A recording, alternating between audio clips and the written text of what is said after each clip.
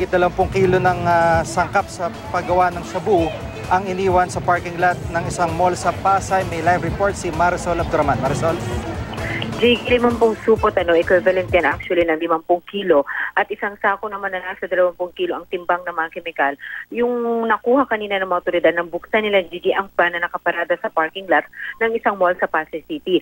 Ang mga nasabat ay kumpirmado raw na sangkap sa paggawa ng shabu, ayon ito sa chemist ng Soko na siyang nag-examine kanina sa mga na-recover. In fact, Gigi, nasa middle stage na raw ang mga ito o isang lutuan na lang para maging ganap na raw na shabu. Ayon sa Pasay Police, alas 9 ng umaga kanina, Gigi, inireport ito ng security guard ng nasabing mall dahil meron silang impormasyon na nakuha na 13 araw na itong nakaparada doon at kaninang madaling araw ay meron daw 3 lalaki na nag-attempt na ilabas ito. Meron daw silang susi ng sasakyan, meron silang parking ticket, pero dahil matagal-tagal lang nakaparada ito, hinanapan sila ng kaukulang dokumento which unfortunately hindi nila na-produce kaya hindi nila nailabas ang nasabing sasakyan.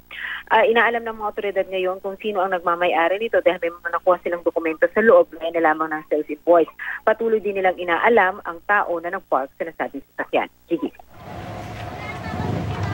Maraming salamat, Marisol Abduraman.